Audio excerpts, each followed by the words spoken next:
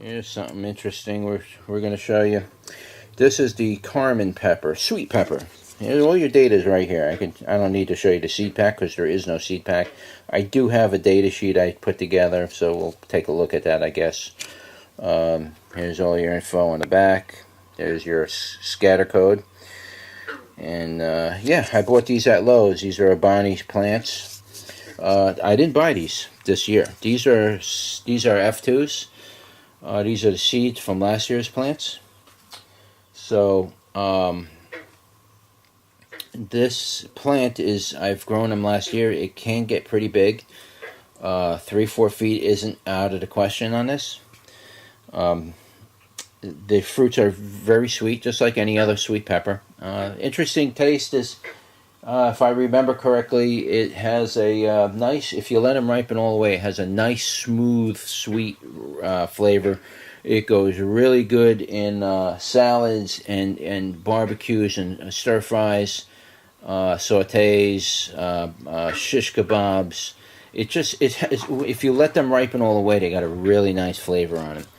Anyway, the stem on this plant is very rigidy. Very rigidy. All right. It's smooth. It's actually waxy smooth. Wax smooth. It's just, there's nothing on it. Smooth. You could slide up and down easy on it. Here's a fruit. It's a baby. These get to around, if I remember, the ones I were getting last year were anywhere between, say, 4 inches roughly. Towards the end of the year, the fruits start to taper off in size, but I was getting fruits anywhere between 4 and 8 inches, something like that. They get about maybe 1.5 inches in diameter, somewhere around that, and they're nice and long, tapered type of a fruit. The leaves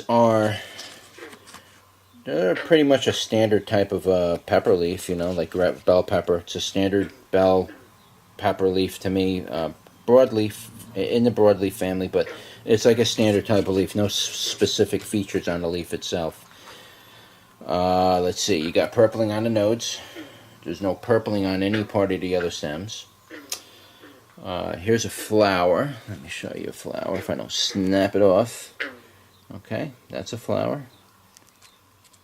Alright. See, all the flowers come out of the nodes. So every time your plant tops and splits, you're going to get more and more peppers.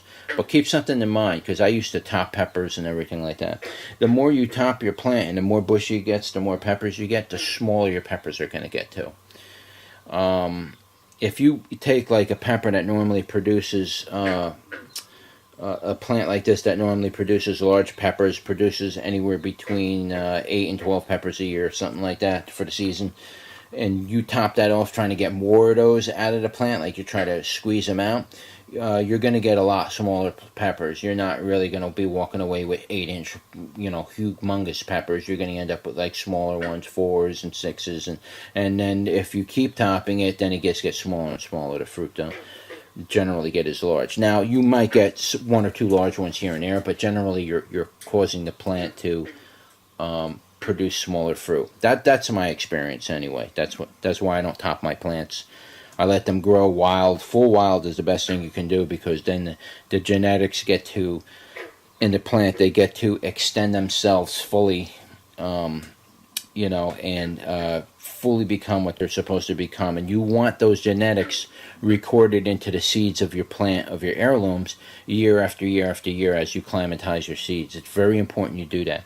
If you start training your plants to become something else, the plant's going to genetically record that into its seeds.